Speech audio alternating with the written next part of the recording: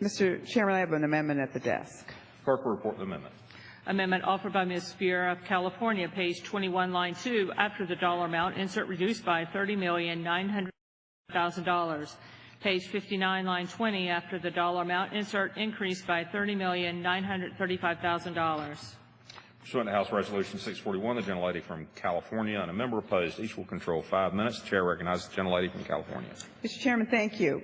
You know, it's not often that I can use a passage from the Bible to describe an appropriations bill, but the money-wasting allocation of funds in this bill is perfectly described by the Gospel of Matthew.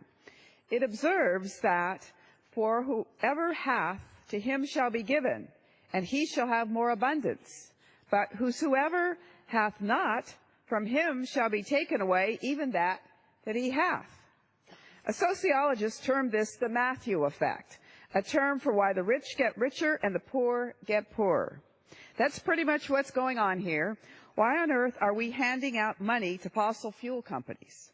They don't need more abundance. They are receiving more than enough from the federal government as it is, some $4 billion in taxpayer subsidy each year. My amendment is extremely modest. It retains the $562.1 million for R&D that is in the budget, far more, I might add, than the President had in his budget of $475 million. But do we really need to increase the R&D budget for fossil fuels beyond the $563 million? Let's show the taxpayers we have just a little restraint. Fossil fuel companies are perfectly capable of funding their own research, and in fact they do. ExxonMobil alone has spent about $5 billion since 2008. If more spending on R&D is in fact needed, they are more than capable of funding it on their own. Perhaps they could reallocate some of the $144 million or more than $396,000 per day they spent last year lobbying members of Congress. Maybe some of their 763 lobbyists, nearly 2 for each member of Congress in the House, would be willing to start a new career in research. Here in the federal government, where we don't have millions of dollars to throw around willy-nilly, we need to re-examine our investments. Appropriations bills are documents that spell out our priorities, increasing the fossil fuel R&D budget by $31 million to an already overly generous $562 million, while slashing renewable R&D budgets by $80 million, states loud and clear that we are more interested in funding rich energy companies of the past rather than energy of the future.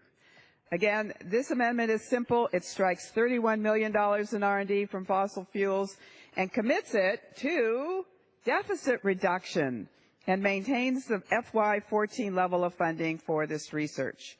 Mr. Chairman, I will reserve the balance of my time. Gentlelady reserves. For purpose, the gentleman from Idaho. Same time in opposition to the amendment. The gentleman is recognized for 5 minutes. I appreciate the gentlelady's references from the Bible in her debate. It's always interesting. Mr. Chairman, I rise to oppose the amendment. The amendment would reduce funding for the fossil energy account by $31 million in favor of deficit reduction. Fossil fuels such as coal, oil, and natural gas provide for 82% of the energy used by this nation's homes and businesses and will continue to provide for the majority of our energy needs for the foreseeable future. That's 82%.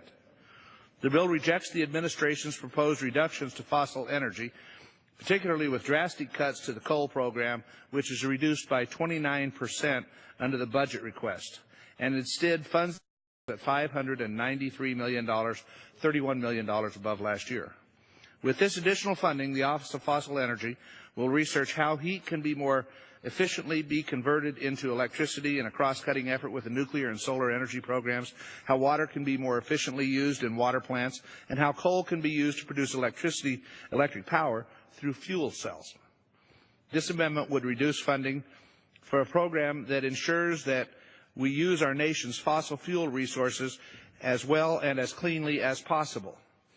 In fact, if we increase the efficiency of our fossil energy plants, as I've said before during this debate, if we increase the efficiency of our fossil energy plants by just 1%,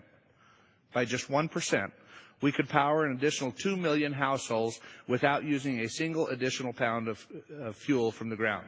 That's the research we are focusing on with funding this program.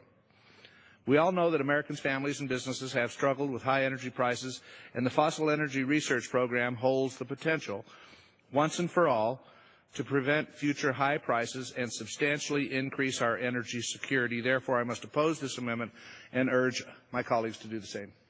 And I yield back the balance of my time. Gentleman yields back. Gentlelady from California is recognized. Mr. Chairman, thank you. You know, we've been having a raging debate in this House over the Exim Bank. And many of my colleagues on the other side of the aisle are screaming that that is, in fact, corporate welfare. Well, when the three largest oil companies in this country, ExxonMobil, BP, and Shell, made over $62.7 billion in the last year, and you're sitting here and telling us that giving them $4 billion and giving them another $563 million is not enough, that we need to augment it by some $31 million, I think that's pretty darn laughable. And with that, I yield back. The question is on the amendment offered by the gentlelady from California. Those in favor say aye. Those opposed say no. In the opinion of the chair, the noes have it. The amendment is not agreed to. Mr. Chairman, I'd like a roll call vote. Pursuant to Clause 6 of Rule 18, further proceedings on the amendment offered by the gentlelady